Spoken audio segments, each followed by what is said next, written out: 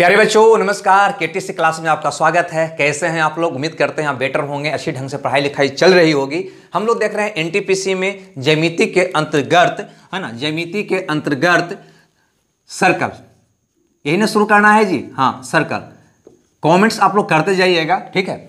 अब यहाँ पे सर्कल की अगर बात करते हैं तो सबसे पहले कुछ इसका मूलभूत जो बातें हैं उसको हमको सीख लेनी चाहिए उन विद्यार्थियों के लिए जो बिल्कुल नए हैं और ज्यामिति का नाम पहली बार सुन रहे हैं, ठीक है। ऐसे तो बिल्कुल आप लोग 10th करके आए हैं, पहली बार तो सुने नहीं होंगे, फिर भी हम यहाँ पे हम जीरो से ही बताना चाहेंगे। ध्यान से आप समझिएगा, है ना। यही सर्कल है। ये सर्कल का जो चारों ओर का घेरा है इसको हम कहते हैं परिधि, सर्कमफ्रेंस। और ये जो है सेंटर, यानी कि इसका क्या, इसको कहते हैं केंद्र, सेंटर। केंद्र से परिधि की जो दूरी होती है वो कहलाता है त्रिज्या। वो क्या कहलाता है? त्रिज्या कहलाता है, रेडियस कहलाता है। और ये जो केंद्र से यहाँ की दूरी अगर त्रिज्या हुआ, पुनः इसको अगर मिलाएंगे, है ना, ये पुनः इसको मिलाएंगे, इसको हम क्या कहते हैं? व्यास। ऐसे व्यास के बारे में देखा जाए तो यहाँ पे समझो कि परिधि के कोई भी दो बिंदु को मिलाने वाली जो रेखा होती है वो कहलाता है जीवा। वो क्या कहलाता है? जीवा। अंग्रेजी में कहते हैं कॉर्ड, ठीक है। ये कहलाता है जीवा। और जो सबसे बड़ी जीवा होता है वो वृत्त के केंद्र से होकर जाती है। कहां से होकर जाती है? केंद्र से होकर जाती है। यानी यही जो होता है सबसे बड़ी जीवा होती है, जिसको हम कहते हैं व्यास। क्या कहते हैं? इसको हम व्यास कहते हैं, है ना। चूंकि बहुत ही ये मूलभूत बातें हैं जो सब लोग जानते हैं, उबिएगा नहीं, है ना। फिर भी एक बार रिवाइज कर रहे हैं तो हम क्या कह सकते हैं व्यास के बारे में? ये व्यास के बारे में क्या कह सकते हैं? यह वृत्त की सबसे बड़ी जीवा है, सबसे बड़ी जीवा है जो त्रिज्या का दुगना होता है, जो त्रिज्या का दुगना होता है। अंग्रेजी में इसको डायमीटर कहते हैं। और डी से दिखाते हैं। किससे दिखाते हैं इसको? व्यास को डी से दिखाते हैं। क्लियर सी बात है। और ये डी जो होता है वो त्रिज्या का क्या होता है? दुगना होता है। इतनी सी बात आपको समझ में आई। इसमें एक बात और हम सीखना चाहेंगे, है ना, एक बात और यहाँ पे हम सीखना चाहेंगे कि अगर ये वृत्त है तो वृत्त का ये परिधि है, परिधि का जो टुकड़ा होता है ना, ये टुकड़ा, इसको हम कहते हैं चाप। अंग्रेजी में कहते हैं आर्क, ठीक है। क्या कहते हैं इसको? चाप। परिधि का जो टुकड़ा होगा, टुकड़ा का मतलब इसको आप मिटा देंगे तो ये जो टुकड़ा निकला वो क्या कहलाता है? चाप। ऐसे भी आप पढ़े होंगे कंट्रैक्शन, तो क्या कहते थे? एक रेखा लो, कोई भी माप का एक चाप लो, ऐसे, तो यही क्या कहलाता है? मेरा चाप कहलाता है। परिधि का जो टुकड़ा होता है वो क्या कहलाता है? मेरा चाप कहलाता है। उम्मीद करते हैं यहां तक आपको बात समझ में आया होगा। नहीं भी आया होगा तो कोई बात नहीं, है ना। और इसके अलावा मेंसुरेशन में भी कुछ बातें आप पढ़े होंगे। मेंसुरेशन यानी कि क्षेत्रमिति में, जैसे ये आपका सर्कल है, ये आपका सर्कल है, और सर्कल में ये आपका त्रिज्या, ये आपका त्रिज्या। तो दो त्रिज्या और चाप से घिरा हुआ जो एरिया होता है ना, ये कहलाता है त्रिज्यखंड। क्या कहलाता है? त्रिज्यखंड, है ना।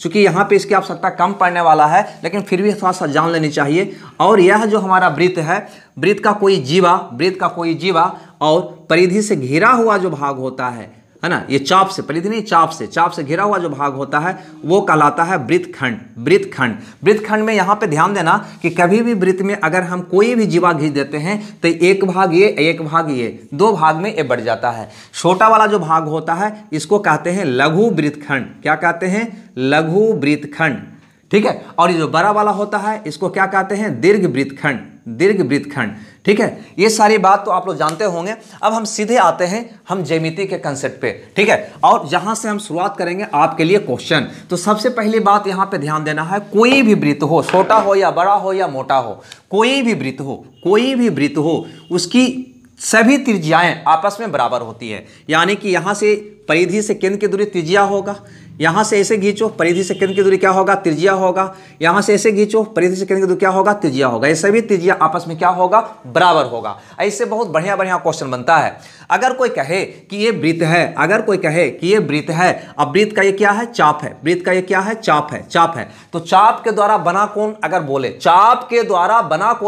तो आप क्या कहोगे? तो ध्यान देना, चाप के द्वारा बना हुआ कोण का मतलब होता है केंद्र पर, है ना, चाप के दोनों इन बिंदु से त्रिज्या खींचोगे, ऐसे जो कोण बनेगा ये वाला कोण, ये चाप के द्वारा, देखिए बहुत छोटी बात बता रहे हैं, इसकी नॉलेज होनी चाहिए तब जाकर इसका सारी बात आपको समझ में आएगा। चाप के द्वारा बना कोण, कहां? केंद्र पर। तो तो ये वाला कोण होगा। चाप के द्वारा बना कोण केंद्र पर ये वाला होगा। और अगर ये कह दे कि ये वृत्त है और इसका ये जीवा है, ये जीवा है, तो वृत्त की जीवा AB के द्वारा केंद्र पर बना हुआ कोण कौन होगा? तो ये वाला होगा। ये केंद्र है तो ऐसे मिला दोगे ये दोनों त्रिज्या को, तो ये हो जाएगा जीवा AB के द्वारा केंद्र पर बना कोण। एक बहुत मार्केबल बात यहाँ पे आकर अटक जाती है, रुक जाती है कि केंद्र से परिधि की दूरी त्रिज्या और सभी त्रिज्या अचर होती है, यानी कि बराबर होती है एक वृत्त के लिए। तो अगर ये त्रिज्या R तो ये भी क्या हो जाएगा? R हो जाएगा। और किसी भी त्रिभुज की दो भुजा बराबर हो तो इसके सामने का एंगल क्या होता है? बराबर होता है। इससे बहुत बार एग्जाम में क्वेश्चन आ चुका है, तो पहले शुरुआत इस क्वेश्चन से ही हम करते हैं, ठीक है। इससे उसके बाद इसका हम आगे बढ़ेंगे चाप पर। चाप वाली बात हमें आज करना है। आज चाप वाली बात सारा का सारा समाप्त करेंगे, है ना। तो पहले बेसिक जो क्वेश्चन त्रिज्या से बनती है और जीवा से जो बेसिक क्वेश्चन बनती है ना, उसके बारे में हम सीख लें। सिर्फ इतनी सी बात कि सभी त्रिज्याएं बराबर होती है। देखो ये आपके स्क्रीन पर एक पहला क्वेश्चन दिखाई दे रहा है, यहां पे गौर करना। इसमें कहता है कि चित्र में कोण AOB का मान क्या होगा? AOB का मान क्या होगा? भैया यहाँ पे एक जीवा दिया है AB, एक जीवा दिया है AB, और ये वाला बिंदु यहाँ पे क्या है? C है। ये इसका केंद्र है O, ठीक है, और ये B, यानी कि A वाला मान कितना दिया है? 20 डिग्री। आपसे पूछता है AOB, AOB का मतलब कौन कौन? तो कहोगे AOB का मतलब ये वाला कौन हमसे पूछा जा रहा है। सिंपल सा फंडा अपनाओगे। अगर यहाँ पे फिगर को मिटा दो, है ना, तो कहीं ना कहीं ये क्या दिखाई दे रहा है? त्रिज्या दिखाई दे रहा है। केंद्र से परिधि की दूरी त्रिज्या, केंद्र से परिधि की दूरी त्रिज्या नहीं। और किसी भी त्रिभुज में दो भुजा बराबर हो जाए तो इसके सामने का कोण क्या होगा? बराबर। तो इसके सामने का कोण अगर 20 है तो इस भुजा के सामने का कोण भी क्या होना चाहिए? तो कहोगे 20 डिग्री। आप ये 20 डिग्री हो जाएगा, नहीं, कितना हो जाएगा? 20 डिग्री। अब हमसे ये कोण आपसे पूछा गया है, ये कोण हमसे पूछा गया है, तो स्पष्ट है त्रिभुज के तीनों कोणों का योग 180 डिग्री। ये वाला कोण तुमने कितना निकाल लिया? 20 डिग्री। ये वाला कोण कितना निकाल लिया तुम? 20 डिग्री। तो बताओ ये कोण कितना होगा? तो कह दोगे त्रिभुज के तीनों कोणों का योग 180 होता है, तो 180 में से ये दोनों को जोड़ को घटा दो, 20 और 20 40 को घटा दो, यानी 140 डिग्री आंसर।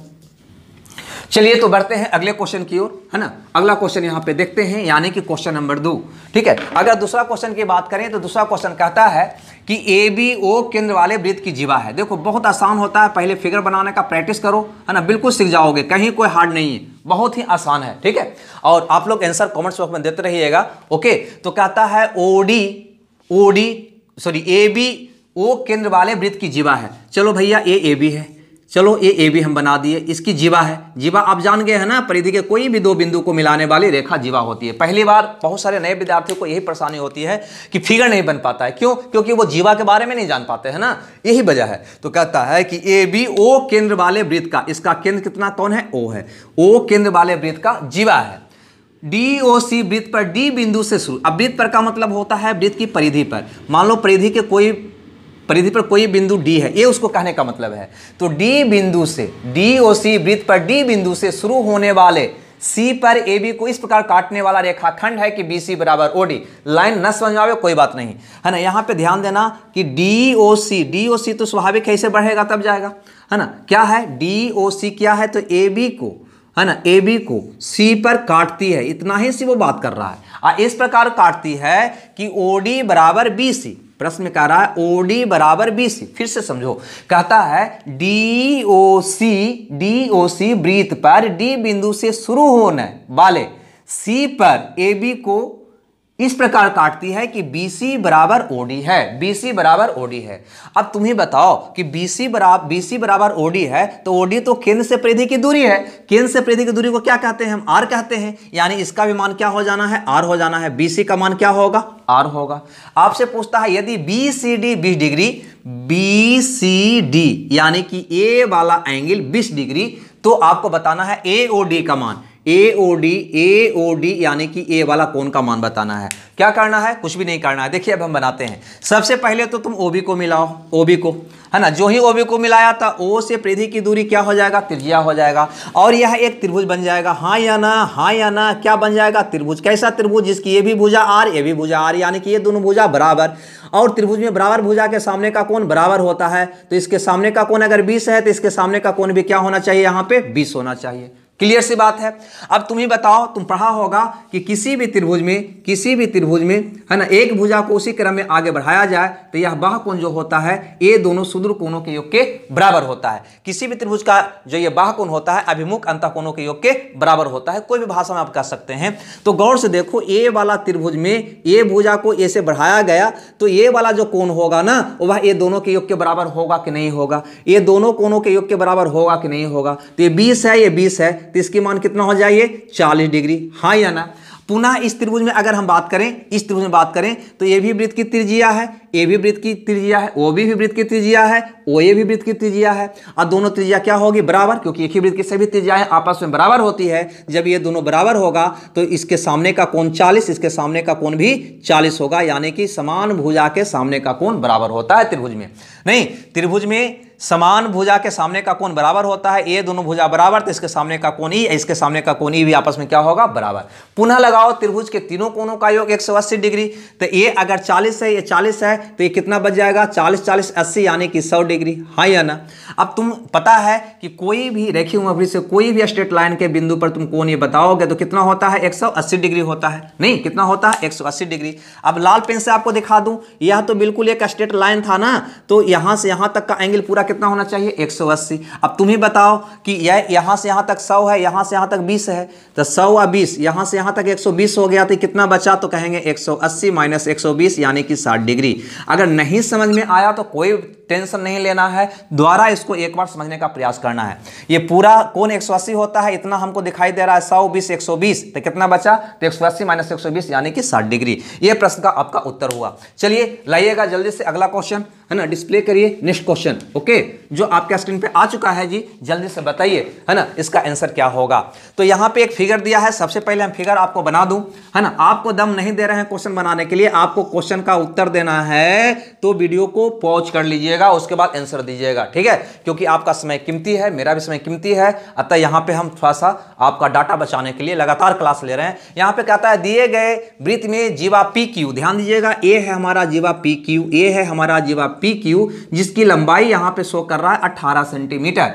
ए बी पी क्यू का एम पर लंब द्विभाजक है, यानी कि एक रेखा ए बी खींचा गया है, ये वाला, है ना, थोड़ा सा इधर हो गया, बीचों बीच से ये खींचा गया है, यानी कि ऐसे एक रेखा ए बी खींचा गया है, ए बी, है ना, ए बी जो पी क्यू का लंब द्विभाजक है। लंब द्विभाजक का मतलब यह हुआ कि यह कोण आपका 90 होगा, इसको दो बराबर भागों में ये बांटेगा, है ना, एम पर काटता है, एम पर इसको लंब द्विभाज करता है, यानी कि यह कोण 90 पर होगा और ई बराबर ई होगा। अरे भैया, पूरा पी क्यू अगर 18 था और ई बराबर ई होगा तो कितना कितना का होगा, तो कहेंगे 9 का होगा, हाँ या ना। फिर आगे बोलता है कि ये वाला जो मान है ना वो 3 सेंटीमीटर, कितना है 3 सेंटीमीटर। आपको बताना है ए बी की लंबाई क्या होगी, बस इतने क्वेश्चन में दिया, ये इसका केंद्र है।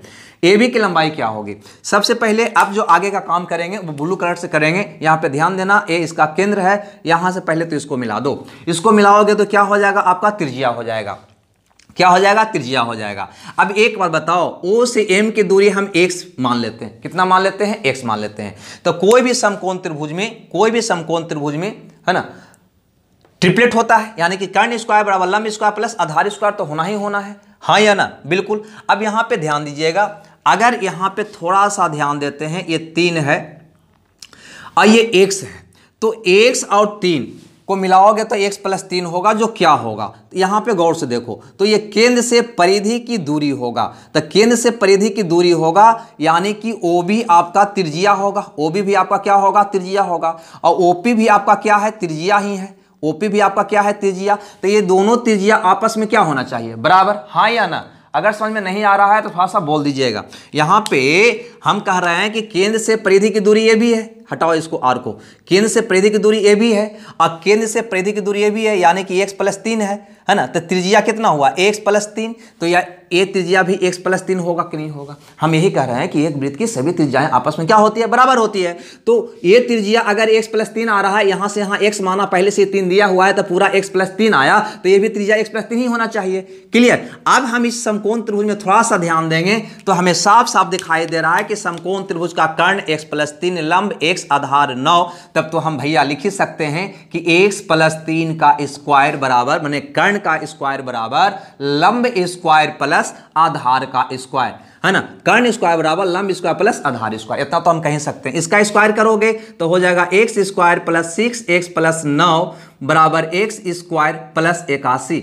हल करो तो आ जाएगा 6x बराबर 72। अरे 9 उधर जाएगा तो 81 में से 9 गया 72, यानी कि x बराबर 12। लेकिन हमसे पूछा था AB की लंबाई, किसकी लंबाई पूछा था? AB की लंबाई। x का मान अगर आप 12 निकाल लिया, x का मान अगर 12 निकाल लिया तो यहां से यहां तक कितना हो गया? 12 और 3, यहां से यहां तक 12, यहां से यहां तक 3 दिया हुआ है, तो 12 और 3 15 हो गया, यानी कि वृत्त की त्रिज्या 15 हो गया। तो ये 15 हो गया, तो इधर भी तो ये त्रिज्या ही है, तो ये भी कितना हो जाएगा? 15, यानी कि 15 आपका प्रश्न का उत्तर कितना हो जाएगा? 30 सेंटीमीटर। तो चलिए अगला क्वेश्चन डिस्प्ले करिएगा, है ना। ओके, आप लोग बिल्कुल देखते जाइएगा और अगला क्वेश्चन देखते हैं, अगला क्वेश्चन क्या कहता है। ओके,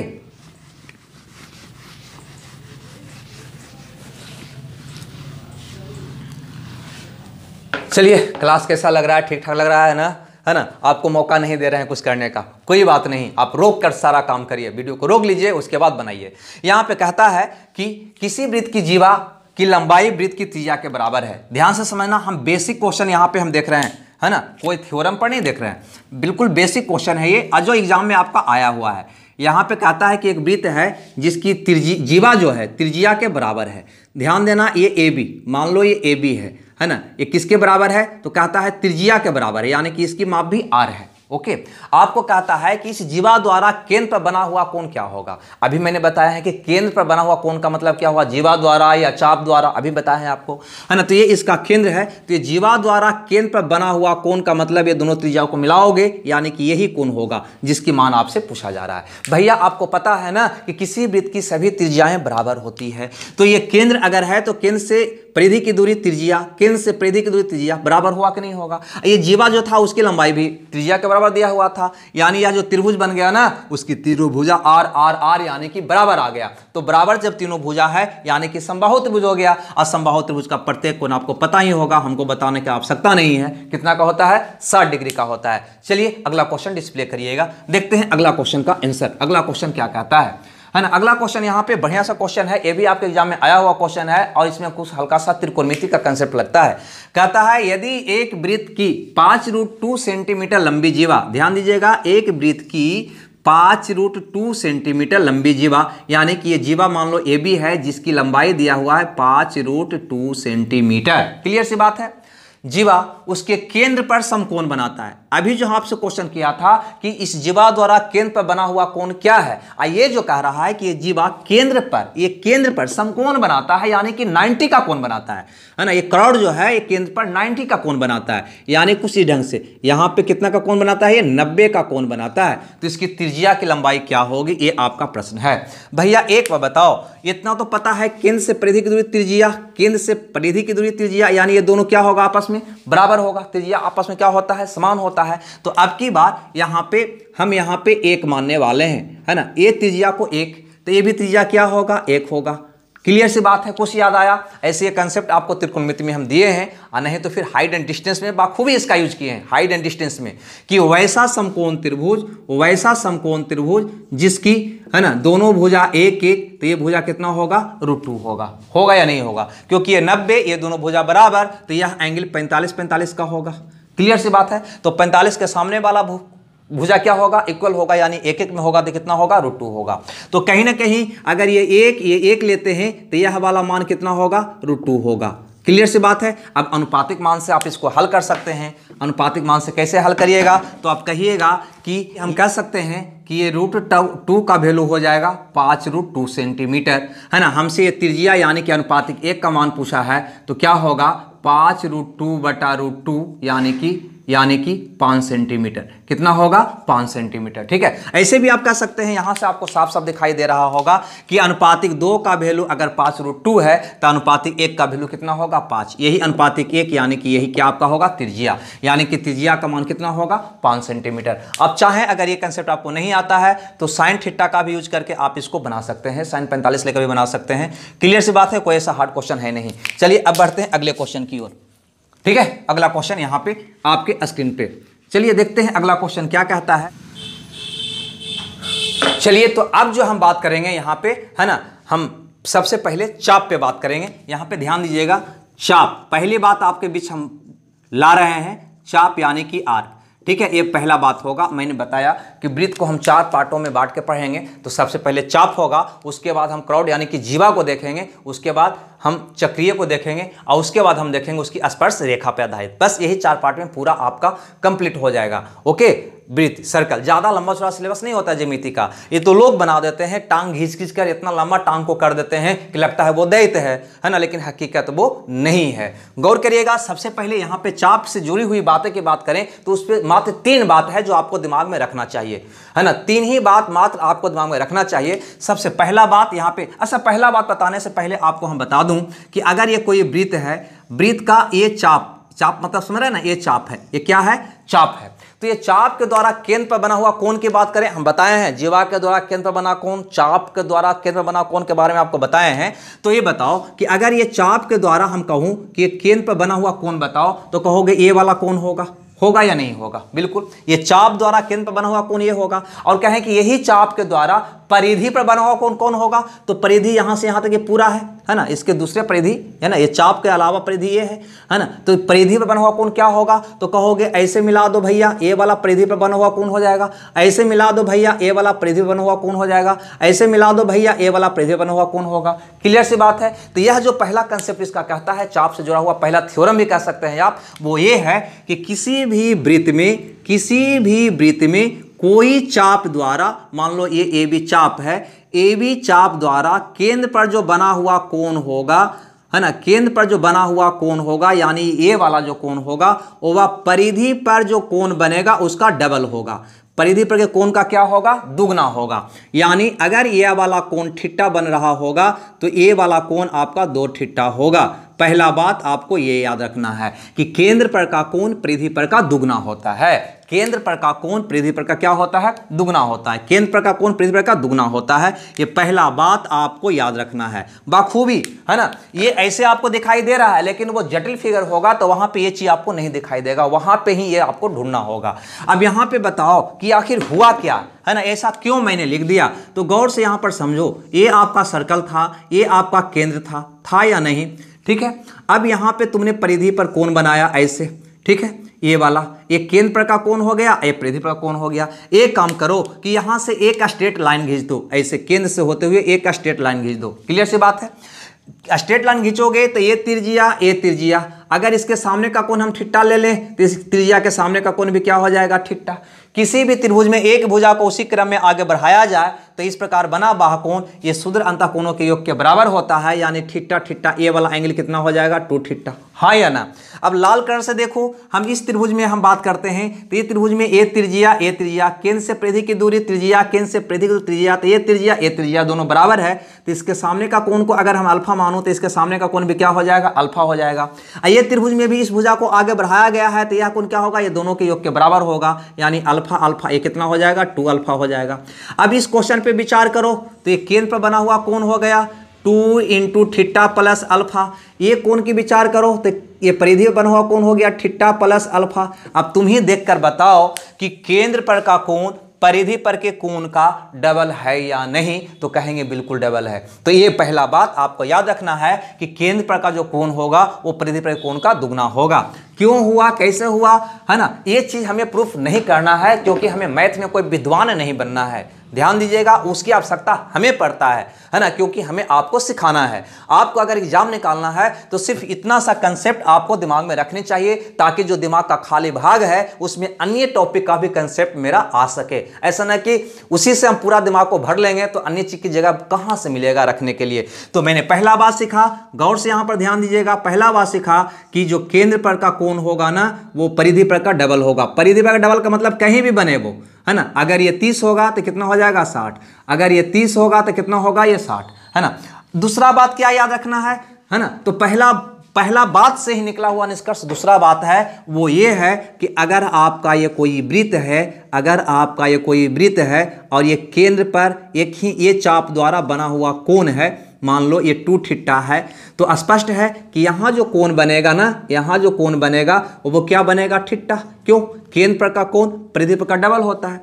यहाँ जो कोण बनेगा ना वो भी क्या बनेगा? थीटा, क्योंकि केंद्र पर का कोण परिधि पर का डबल होता है, केंद्र पर 2 थीटा, तो परिधि पर क्या होगा, थीटा तन इसका दुगना 2 थीटा होगा, है ना। यानी अगर इसको हम मिटा दें, ये वाला को मिटा दें, तो आपको ऐसा दिखाई दिया। वो क्या दिखाई दिया कि कोई एक ही चाप द्वारा परिधि पर तुम जितने भी कोण बनाओगे वह कोण आपस में क्या होगा, बराबर होगा, याद रखना, है ना। इसको दूसरा भाषा में हम ऐसे पढ़ते हैं कि एक ही वृत्तखंड के कोण बराबर होते हैं, एक ही वृत्तखंड के कोण बराबर होते हैं। एक ही वृत्तखंड का मतलब क्या हुआ, तो गौर से देखो, अगर यहां से ये काट देते हैं तो एक वृत्तखंड हो गया कि नहीं हो गया, तो इसका कोण आपस में क्या होगा, बराबर होगा। इसका कहने का मतलब ये है, ये सारा कोण आपस में क्या होंगे, बराबर होंगे। एक ही वृत्तखंड का कोण बराबर होते हैं, इस साइड में नहीं, है ना। ये चाप से ऐसे घेरोगे तो उधर या इधर को एक ही तरफ आपको देखना है। अब बताओ ऐसे भी खींचोगे तो ये भी कोण क्या होगा, थीटा ही होगा। तो क्या देखना है, दूसरी बात कि एक ही वृत्तखंड का कोण बराबर होता है, या दूसरा भाषा में एक ही चाप द्वारा परिधि पर जितने भी कोण बनेगा वो सारा का सारा आपस में बराबर होगा। और पहला बात कि एक ही चाप द्वारा केंद्र पर जो कोण बनेगा वो परिधि पर का डबल बनेगा। अगर ये 100 डिग्री तो कितना बनेगा, 200 डिग्री। चलिए तीसरा बात हम क्या आपको याद रखने के लिए बोल रहे हैं, तो तीसरा बात पे भी हम विचार कर लेते हैं, जो इसी बात से निकला हुआ बात है कि केंद्र पर का कोण परिधि पर का डबल होता है। यानी हम ये आपसे कहना चाहते हैं कि अगर ये कोई वृत्त है, अगर ये कोई वृत्त है, इसका ये व्यास है, इसका ये व्यास है, तो व्यास भी तो एक जीवा ही होता है ना। इसकी चाप की बात करें तो यहां से यहां तक ये चाप हो गया, तो ये चाप द्वारा केंद्र पर अगर देखा जाए तो कहीं ना कहीं 180 डिग्री का कोण बन रहा है। तो यही चाप द्वारा परिधि पर जो कोण बनेगा क्या बनेगा, इसका आधा होगा, यानी 90 डिग्री। क्यों, क्योंकि केंद्र पर का कोण परिधि पर का दुगना होता है। 90 तन 180 होगा, यही 180 तो कितना होगा, 90 होगा। तो इसको हम ऐसे याद रखते हैं कि अर्धवृत्त का कोण समकोण होता है। इतना मिटा दोगे तो अर्धवृत्त हो गया, तो अर्धवृत्त का कोण क्या होता है, समकोण होता है। यानी कि यही 3 बात आपको चाप के अंतर्गत याद रखना है, जिससे आपको एग्जाम में बहुत डिफिकल्ट क्वेश्चन पूछे जाते हैं, है ना। लेकिन आपके लिए, है ना, यहाँ पे बस यही 3 बात पे आधारित क्वेश्चन कुछ करवाते हैं, ताकि ये पूरा कंसेप्ट आपके दिमाग में, है ना, ऐसा बैठ जाए कि जिंदगी भर ही वो याद रहे। ठीक है, तो चलो भैया मिटाकर इस पे क्वेश्चन की शुरुआत किया जाए। तो चलिए भाई क्वेश्चन को डिस्प्ले करिए, है ना। चलिए इस पे लाइएगा पहला क्वेश्चन, है ना, चाप से जुड़ी हुई आपके स्क्रीन पे पहला क्वेश्चन।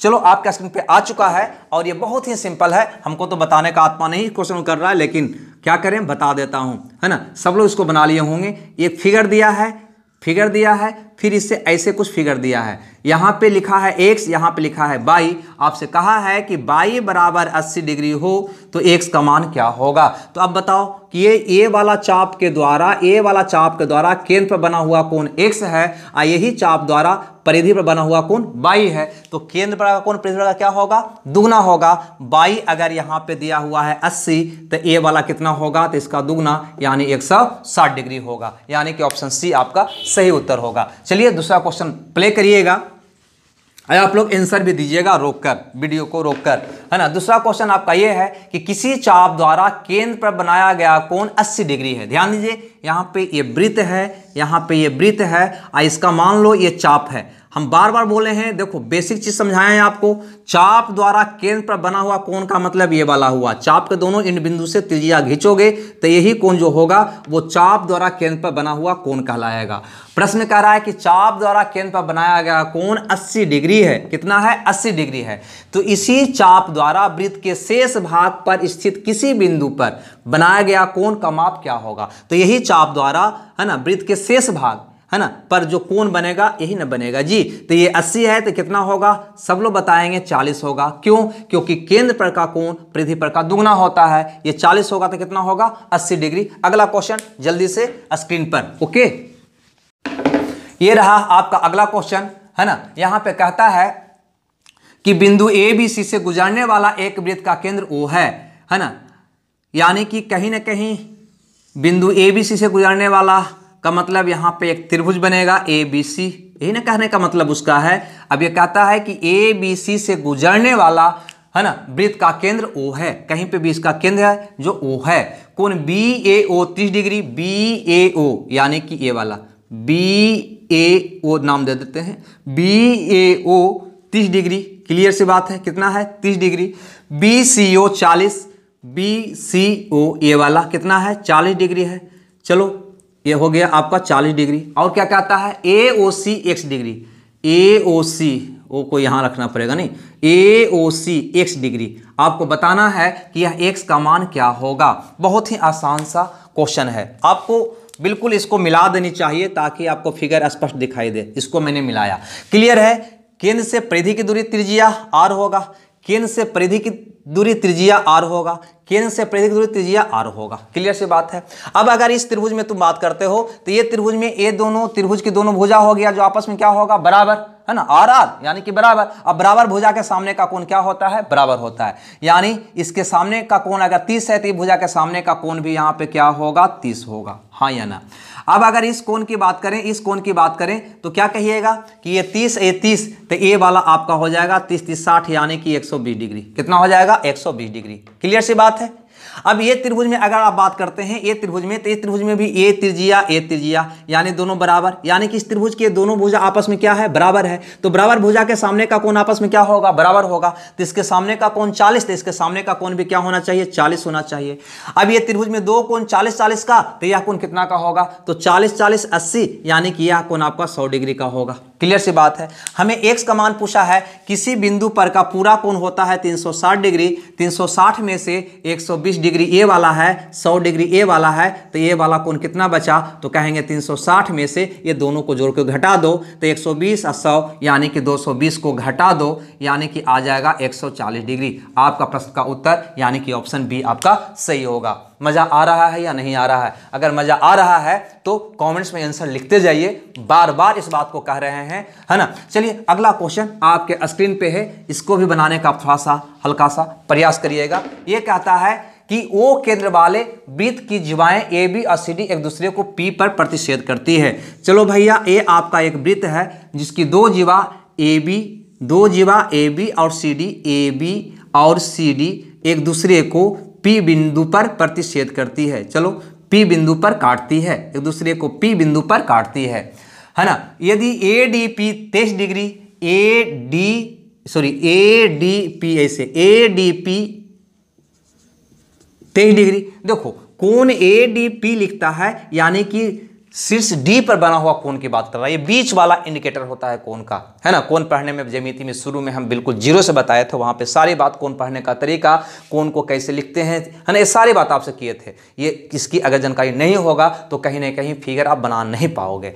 तो कोण ए डी पी यानी कि ये वाला angle 23 degree, A D P 23 degree, A P C 70 degree, तो ए पी सी यानी कि ए वाला एंगल आपको बोल रहा है 70 डिग्री, तो बी सी डी यानी इसको मिलाना पड़ेगा हमको। ये वाला एंगल आपसे पूछा जा रहा है ना। इसको ऐसा करते हैं कि लाल कलर से आपको दिखा देते हैं, है ना। ए वाला बी सी डी आपसे पूछा जा रहा है, क्लियर सी बात है। कैसे निकालेंगे, कुछ भी नहीं करना है, जैसे आप करते आए थे वैसे आप करो, ठीक है। सबसे पहले यहाँ पे मैंने अभी कंसेप्ट बताया था कि एक ही चाप द्वारा, है ना, वृत्त के शेष भाग पर जो कोण बनेगा वो आपस में क्या होगा, बराबर होगा।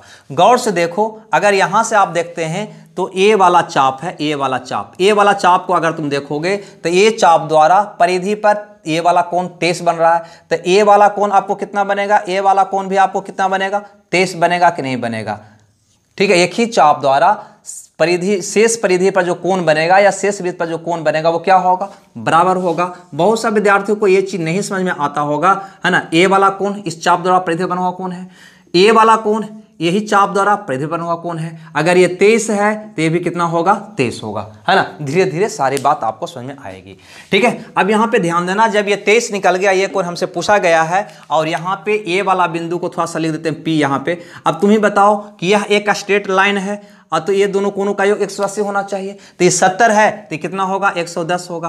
अब त्रिभुज के तीनों कोणों का योग 180 डिग्री, दो कोण आपको पता है, तीसरा कोण नहीं निकलेगा क्या, तो क्या कहेगा, 180 में से ये दोनों को जोड़ को घटा लो, यानी 133 को घटा लीजिए, 10 में से 3 गया 7, 7 में से 3 गया 4, यानी 47 डिग्री, है ना। आपका मानक स्टैंडर्ड उत्तर आया, ठीक है। तो उम्मीद करते हैं ये बात आपको समझ आया होगा। चलिए अगला क्वेश्चन लाइएगा स्क्रीन पे, ठीक है। अगला क्वेश्चन देखिए जो आपके स्क्रीन पे है, और बताने का थोड़ा सा हमको प्रयास करिएगा, ठीक है। हम देख रहे हैं चाप से जुड़ी हुई बातें, याद रहे चाप से, है ना, आर्क पर आधारित। पहला बात हम सीख रहे हैं वृत्त का, आगे हम सीखेंगे है ना, जीवा से जुड़ी हुई बातें जो बहुत इंपॉर्टेंट आपके लिए होगा उसको जरूर देखिएगा, क्योंकि वो जीवा से जुड़ी हुई जो बातें होंगी उससे बहुत एग्जाम में क्वेश्चन आता है, बहुत बहुत बहुत। आगे यहाँ पे क्वेश्चन कहता है कि ओ केंद्र वाले वृत्त का व्यास ए बी है। ध्यान दीजिएगा, ये आपका वृत्त है ना। यहाँ पे कहता है कि ओ केंद्र वाले वृत्त का व्यास, है ना, ये वृत्त है ए बी, है ना, इसका व्यास,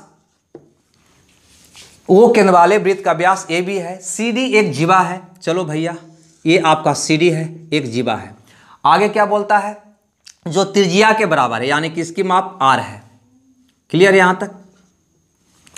आगे बोलता है AC और BD को बढ़ाया गया है। AC यानी कि ये वाला AC को बढ़ाओ और BD को भी बढ़ाओ, जो एक दूसरे से P पर मिलती है, एक दूसरे से P पर मिलती है। तो कौन APB का मान बताओ, ये वाला आपका क्वेश्चन है अगला।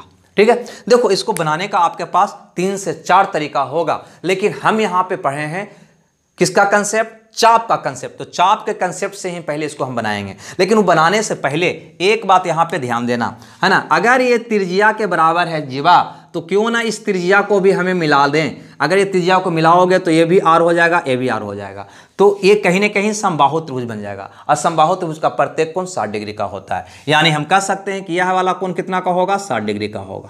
कितना का होगा, 60 डिग्री का। क्लियर सी बात है।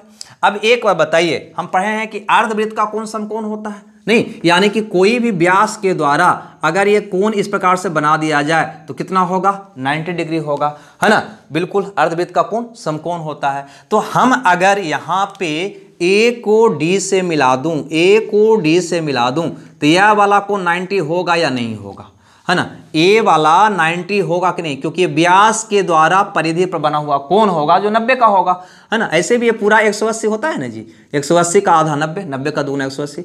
केंद्र पर का कोण परिधि पर का दुगुना होता है, या अर्धवृत्त का कोण समकोण होता है। क्लियर सी बात है। ये कितना होगा, 90 डिग्री। अब यहाँ पे एक चीज और यहाँ पे ध्यान देने वाली बात है, थोड़ा सा अगर ध्यान दोगे तो ये वाला, ये वाला, चलो ये जीवा चाप ले लो। चाप CD द्वारा अगर देखते हो तो केंद्र पर 60 डिग्री का कोण बन रहा है ना। केंद्र पर, इसको मिटा कर दिखा दूं आपको, ये चाप केंद्र पर 60 का कोण बना रहा है, और यही चाप परिधि पर, ये परिधि पर, है ना, कितना का कोण बनाएगा, तो हम कहेंगे 30 डिग्री का। हाँ या ना, कितना का बनाएगा, 30 डिग्री का। ये वाला लाइन जीवा को पुनः हम मिला देते हैं आपके लिए। अब यहाँ पे ध्यान दीजिएगा, यहाँ से यहाँ एंगल 90 निकाले हैं, तो यहाँ से यहाँ जो एंगल होगा वो भी 90 होगा क्या, बिल्कुल। क्यों नहीं होगा, क्योंकि यह स्ट्रेट लाइन है तो ये पूरा 180 होना चाहिए, ये 90 है तो भी कितना होगा, 90 होना चाहिए। अब तुम ही बताओ कि ये त्रिभुज में अगर देखोगे ये 90 है, ये 30 है, तो कितना का कोण हो जाएगा, तो 90 30 120 यानी कि 60 डिग्री का। नहीं, कितना का होगा, 60 डिग्री का। त्रिभुज के तीनों कोणों का योग 180 होता है ना, 180 में, है ना, ये 90 तो ये दोनों का योग भी 90 यानी 30, तो ये कितना होगा, 60। क्लियर सी बात है। इसको और भी एक तरीका है बनाने का, है ना, 2 तरीका और है इसको है बनाने का, जो जब हम जीवा पढ़ेंगे तो वहां पे आपको इस क्वेश्चन को समझाएंगे। ठीक है, चलिए अगला क्वेश्चन स्क्रीन पे लाइएगा थोड़ा सा। आ गया। चलिए, ये कहता है क्वेश्चन नंबर 9वां है ना। ये कहता है 2 वृत्त एक दूसरे को P और Q पर प्रतिच्छेद करती है। देखिए यहाँ पे एक वृत्त आपका ये है और एक वृत्त आपका ये है, 2 गो वृत्त एक दूसरे को P और Q पर प्रतिच्छेद करती है, ऐसा क्वेश्चन कह रहा है। आगे क्या बोलता है, PA और PB 2 व्यास है, यानी कि इसका व्यास के बारे में बोल रहा है। इसका व्यास जो है PA है और इसका व्यास जो है PB है, ये आपका क्वेश्चन में कहा जा रहा है।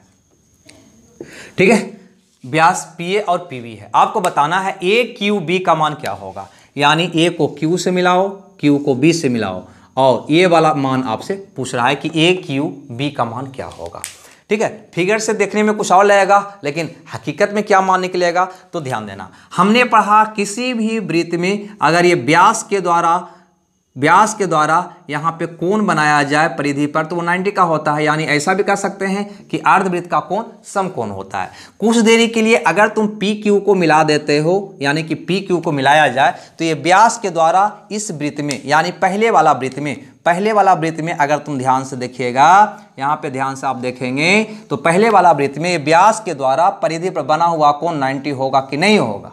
और अगर दूसरा वृत्त में यही चीज सेम कंडक्शन देखिएगा, दूसरा वृत्त में, यानी कि ये वाला वृत्त में आप सेम कंडक्शन देखिएगा, है ना। तो आपको क्या दिखाई देगा, तो ये वाला इसका व्यास है, तो ये व्यास के द्वारा परिधि पर जो कोण बनेगा 90 बनेगा या नहीं बनेगा। ठीक है, आपसे पूछा गया था कि कोण ए क्यू बी का मान क्या होगा, तो ये क्यू बी का मान 90 + 90 यानी कि 180 डिग्री होगा। यानी हम कह सकते हैं कि ए क्यू बी एक सीधी स्ट्रेट लाइन होगा। क्लियर, ये भी प्रश्न में आपसे पूछा जा सकता है। उम्मीद करते हैं समझ में आया होगा, नहीं आया तो दोबारा इसको आप देख लीजिएगा क्योंकि आपके पास ये वीडियो रहने वाला है ना। और इसी के साथ अगला क्वेश्चन आपके स्क्रीन पे हम मंगवाते हैं। लाइए जी अगला क्वेश्चन। ये कहता है अगला क्वेश्चन कि दी गई आकृति में वृत्त का केंद्र O है, दी गई आकृति में वृत्त का केंद्र O है। चलो भैया इसका केंद्र O है BDC। चलो चित्र जब दिया हुआ है तो हम क्यों मेहनत करें, वही चित्र को हम भी क्यों न बना लें, है ना। ये है आपका DC और यहाँ पे BC को मिलाया गया है, ओके, और AOC को भी मिलाया गया है। क्लियर सी बात है। उसके बाद इसको भी मिलाया गया है। ए वाला एंगल आपको 42 डिग्री दिखा रहा है ना। कहता है BDC 42 डिग्री है तो ACB का मान क्या होगा, ACB यानी ये वाला कोण का आपसे मान पूछा गया है। सबसे सिंपल क्वेश्चन है। सबसे पहले देखो कि ये चाप द्वारा A चाप द्वारा परिधि पर ये दोनों कोण बन रहा है। कैसे, तो एक कोण ऐसे, देखो ऐसे दिखा देते हैं, एक कोण ये वाला और दूसरा यही चाप द्वारा एक कोण ये वाला बन रहा है ना। तो ये दोनों कोण क्या होना चाहिए, इक्वल, यानी ये 42 है तो ये भी क्या होना चाहिए 42। तो दूसरा बात आप देखेंगे कि ये व्यास है AC है ना, AOC क्या है, व्यास है। तो ये व्यास के द्वारा यहाँ जो कोण बनेगा वो कितना का बनेगा, 90 डिग्री का। अर्धवृत्त का कोण समकोण होता है। अब ये त्रिभुज में ये कोण अब नहीं निकाल लेंगे क्या, तो बिल्कुल निकाल लेंगे, 90 - 42 कर लेंगे यानी 48 डिग्री हो जाएगा।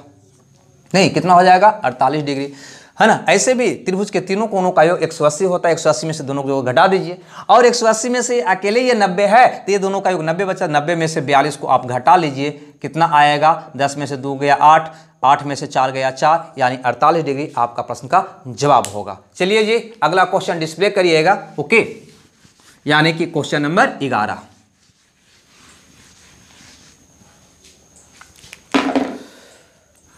बढ़िया सा क्वेश्चन है एक, क्वेश्चन नंबर 11। यहाँ पे ध्यान दीजिएगा, बहुत ही इंपॉर्टेंट, बहुत ही, है ना, मज़ेदार क्वेश्चन है। कहता है ABC एक चक्रीय त्रिभुज है। जो ही ये चक्रीय त्रिभुज की बात किया यानी कहीं न कहीं, है ना, वैसा त्रिभुज की बात किया जिसका तीनों शीर्ष कोई न कोई वृत्त पर है। ठीक है, A, B और C एक वृत्त पर है। क्लियर सी बात है। कहता है BAC कोण BAC यानी कि ए वाला कोण, ABC यानी कि ए वाला कोण, फिर BCA यानी कि ए वाला कोण। तीनों कोण का द्विभाजक वृत्त को P, इसका द्विभाजक वृत्त को P, इसका द्विभाजक वृत्त को Q और इसका द्विभाजक वृत्त को R पर काटती है। तो आपको बताना है कोण RQP का मान क्या होगा। Option A/90 - A/2, 90 + B/2, 90 - B/2, 90 + C/2 ऐसे है। अब यहाँ पे RQC का मान पूछा है तो RQC यानी कि RQP है जी, RQP ये वाला कोण का आपसे मान पूछा गया है। ठीक है, क्या होगा, इसका मान क्या होगा, ये आपको पूछा है, यानी कि कोण RQP बराबर 62। कैसे बनाइएगा, तो कहीं ना कहीं थोड़ा सा ध्यान दीजिए, ज़्यादा नहीं। यहाँ पे अगर हम BP चाप को देखें, गौर से देखिए, हम BP को देख रहे हैं क्योंकि ये निकालना है ना, तो इसी पे हमको केंद्र ध्यान जाना चाहिए। तो BP चाप को देखेंगे तो BP द्वारा यहाँ Q बिंदु पर जो कोण बन रहा है ना वो ये वाला बन रहा है। अगर इसको कुछ देरी के लिए थीटा मान लें, इस कोण को क्या मान लें, थीटा, तो चाप BP द्वारा परिधि पर बना कोण थीटा, तो इस चाप के द्वारा और परिधि पर कहीं कोण बन रहा है, थोड़ा सा दिमाग लगाइए तो आप कहिएगा हाँ ऐसे, नहीं, यानी कि अगर ये थीटा है तो ये भी कोण क्या हो जाना है, थीटा हो जाना है, क्योंकि BP चाप द्वारा परिधि पर एक कोण A पर बन रहा है और दूसरा कोण Q बिंदु पर बन रहा है। ये दोनों कोण आपस में क्या होगा, बराबर। दूसरी बात, हम यहाँ पे कहा था कि AP जो है कोण BAC का यानी कि ये वाला कोण का द्विभाजक है, दो बड़ा भागों में बांटने वाला रेखा है, तो अगर ये थीटा है तो ये भी क्या हो जाएगा, थीटा। क्लियर सी बात है। अब हमें इस कोण पे विचार करना चाहिए, ये कोण की बात करें तो कहीं ना कहीं चाप आरबी से निकलते नजर आ रहा है, यानी कि चाप बी आर द्वारा ये वाला कोण बन रहा है, हाँ या ना? देखो यहाँ पे गौर से, है ना। तो अगर इसको कुछ देरी के लिए अल्फा मान लिया जाए, क्या मान लिया जाए? अल्फा। तो क्या ए चाप द्वारा वृत्त पर कहीं कोई कोण बन रहा है? तो कहोगे हाँ ये वाला कोण बन रहा है, ए वाला। तो ये भी कोण क्या हो जाएगा? आपका अल्फा हो जाएगा। एक ही चाप द्वारा वृत्त के शेष भाग पर बने कोण आपस में बराबर होती है, तो अल्फा अल्फा। क्लियर है यहाँ तक? अब ये सी का कोण सी का ये रेखा द्विभाजक था, दो बराबर भागों में बांटने वाला रेखा था, तो ये अल्फा हुआ, तो ये भी क्या हो जाएगा? आपका अल्फा हो जाएगा। अब यहाँ पे थोड़ा सा ध्यान देना है आपको, आपसे पूछा गया है आर क्यू पी, यानी ये पूरा कोण, यानी कि alpha plus theta. Alpha plus theta ही तो पूरा कोण है, यानी अल्फा प्लस थीटा आप निकाल लोगे तो आपका उत्तर आ जाएगा। अल्फा प्लस थीटा कैसे निकालें, यहाँ पे ध्यान दीजिए। तो त्रिभुज ए बी सी में गौर से देखिए, तो ये दोनों, ये कोण ए 2 थीटा, कोण सी 2 अल्फा, कोण बी बीन के रूप में ऑप्शन दिया हुआ है, तो हम कह सकते हैं कोण ए प्लस कोण बी प्लस कोण सी बराबर 180 डिग्री। यानी यहीं से उठा लेते हैं, कोण बी प्लस कोण 2 थीटा प्लस कोण 2 अल्फा बराबर 180 डिग्री। क्यों भैया? तो क्योंकि किसी भी त्रिभुज के तीनों कोणों का योग 180 डिग्री होता है, तो ई कोण प्लस ई कोण प्लस ई कोण बराबर 180 डिग्री। अब अगर यहाँ से हमें अल्फा प्लस थीटा का मान निकालना है ना, तो यहाँ पे क्यों न सब में 2 से भागा दे दें, तो कोण b बटा 2 प्लस थीटा प्लस अल्फा बराबर 90 होगा कि नहीं? अब ये थीटा प्लस अल्फा का मान निकालोगे, थीटा प्लस अल्फा का मान निकालोगे तो गौर से देखो यहाँ पे सीधे आ जाते हैं, यही तो आपका आर क्यू पी होगा। तो थीटा प्लस अल्फा निकालोगे तो क्या हो जाएगा? 90 माइनस इसको उधर फेंक दो, कोण b बटा 2, जो आपका प्रश्न का जवाब होगा। यानी आपका प्रश्न का जवाब होगा 90 माइनस कोण b बटा 2। अरे भैया होगा ना, थीटा प्लस अल्फा निकालेंगे तो क्या होगा? 90 माइनस कोण b बटा 2। यही थीटा प्लस अल्फा तो है कोण आर क्यू पी, यानी कि आर क्यू पी का मान निकालोगे तो यही तो निकलेगा। क्लियर है? क्लियर सी बात है, यहाँ से यहाँ आ गए, कोई दिक्कत? 90 माइनस बी बटा 2 यानी कि सी। उम्मीद करते हैं ये बात आपको समझ में आया होगा। तो देखो यहाँ पे आज का जो क्लास था वो सिर्फ और सिर्फ चाप पे आधारित था, आर्क पे आधारित था। नहीं, यहाँ पे ध्यान दीजिएगा, इसकी बहुत सारे एग्जाम्पल भी आपको कराए ताकि आपका प्रैक्टिस हो जाए। इसमें 3 बात मैंने सीखा, दिमाग में बैठा लेना है। 3 बात मैंने सीखा, कौन कौन था, है ना? आप नोट कर लीजिएगा। और इसके पहले थोड़ा सा बेसिक देखे थे वृत्त पर, उस पर भी जो एग्जाम में क्वेश्चन पूछे गए थे उसका भी चर्च किए थे। अगले क्लास में जो हम चर्च करेंगे वो जीवा पे करेंगे, जो बहुत इंपॉर्टेंट होगा। उससे जुड़ी हुई कई बातें हैं जो अहम है। यानी पूरे वृत्त में 4 ही भाग तो होगा। पहला भाग आपका चाप होगा, दूसरा भाग आपका जीवा होगा, और तीसरा भाग जो होगा वो चक्रीय पे आधारित होगा, और चौथा भाग जो होगा स्पर्श रेखा यानी टेंजेंट होगा। बस आपका वृत्त समाप्त होगा ज्यामिति का। इतनी छोटी सी सिलेबस है, लेकिन इसी को घींच कर, है ना, लब्बर की तरह हम लंबा करते जाते हैं। इतना लंबा हो जाता है कि दिमाग कहीं ना कहीं मेरा हैंग करने लगता है कितना टफ, कितना बड़ा कंपटीशन की हम तैयारी करने बैठ गए हैं। लेकिन हकीकत वो नहीं है, बेसिक स्ट्रॉन्ग है तो आपको 100% क्लियर होगा। तो इसी उम्मीद के साथ आज का क्लास को हम रोकना चाहेंगे कि घर पे इस वीडियो को दोबारा देखकर प्रैक्टिस करेंगे और नोट्स बुक तैयार करेंगे। ठीक है, तो हमको दीजिए विदा, मिलते हैं कल के क्लास में, है ना, जीवा के साथ। जब तक खुश रहिए, मगन रहिए। Okay, bye bye.